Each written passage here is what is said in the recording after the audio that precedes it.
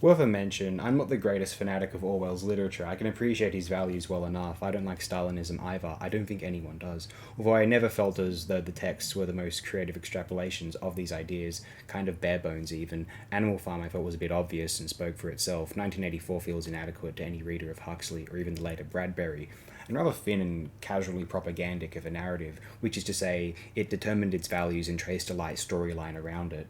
His use of language is quite superb, certainly, though I have no great reverence for his literature itself. I have uploaded a video before on the 1954 BBC television adaptation of 1984, written by the superlative Nigel Neal and directed by Quatermass director Rudolph Cartier, and I would have attempted to make my thoughts clear on Orwell there, although I'd like to, in this upload, and I hopefully I have effectively, because I cannot help but feel that this film was a stupendous extraction from that text, a supremely filmic work which heightened all of the strengths or potential of the novel's narrative.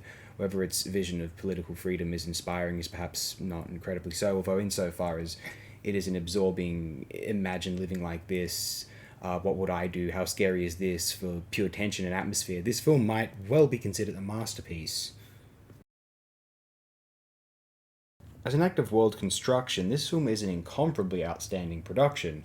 I have endless praise for the actual composition of the film itself, and I almost feel as though the film has been underrated in this respect over the years. Perhaps fans of the novel feel like rendering the text cinematic is missing or reducing the point, but I was never that enthralled with the text, compared with Huxley or Bradbury at least, as inferred earlier, and so insofar as this title becomes a totally distinct and rapturing film vision, which dictates what it might be like if the state had absolute unimaginable control, to the point of logistical unfathomability. Stalin proved that this could be relatively possible, terrifyingly. A stirring cinematic voyage. I have very fond memories of watching this as an adolescent, a simpler, happier time, not a superior time necessarily. Well, maybe for the world, 2011 or so, but in any case, maybe it will never be quite so bad as what we see in this imagined world.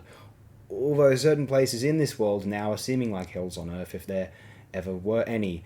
Let's have all nations start with a blank slate of forgetting the past and choosing to get along for everyone's benefit. It is no longer remotely logical, if it was ever, to do otherwise.